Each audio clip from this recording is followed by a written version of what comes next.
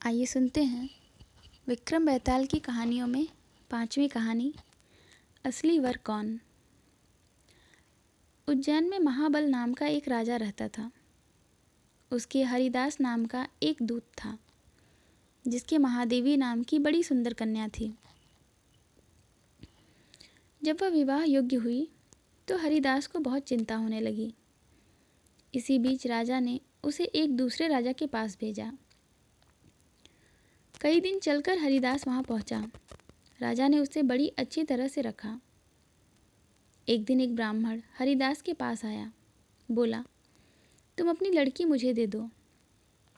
हरिदास ने कहा, मैं अपनी लड़की उसे दूंगा जिसमें सब गुण होंगे। ब्राह्मण ने कहा, मेरे पास ऐसा एक रथ है जिस पर बैठकर जहाँ चाहो घड़ी भर में पहुँच जाओगे। हरिदास बोला, ठीक है, सुबह उसे ले जाना। अगले दिन दोनों रथ पर बैठकर उज्जैन आ गए। देवयोग से उससे पहले हरिदास का लड़का अपनी बहन को किसी दूसरे को और हरिदास की स्त्री अपनी लड़की को किसी तीसरे को देने का वादा कर चुके थे। इस तरह 3 वर इकट्ठे हो गए। हरिदास सोचने लगा कि कन्या एक है, वर 3 है, क्या करें। इसी बीच एक राक्षस आया और कन्या को उठाकर विंध्याचल पहाड़ पर ले गया।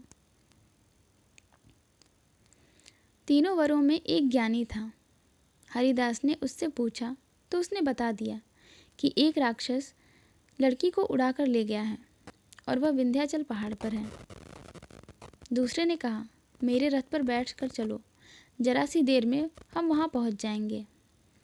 तीसरा बोला, मैं शब्दवेदी तीर चलाना जानता हूँ, राक्षस को मारकर गिरा दूंगा। वे सब रथ पर चढ़कर विंध्याचल पहुँचे और राक्षस को मारकर लड़की को बचा लिया। इतना कहकर बेताल ने कहा, हे राजन, बताओ वह लड़की उन तीनों में से किसको मिलनी चाहिए। राजा ने कहा, जिसने राक्षस को मारा उसको मिलनी चाहिए, क्योंकि असली वीरता तो उसी ने दिखाई, बाकी 2 ने तो मदद की। राजा का इतना कहना था कि बेताल फिर पेड़ पर जा लटका और राजा फिर उसे लेकर आया तो रास्ते में बेताल ने छठी कहानी सुनाई।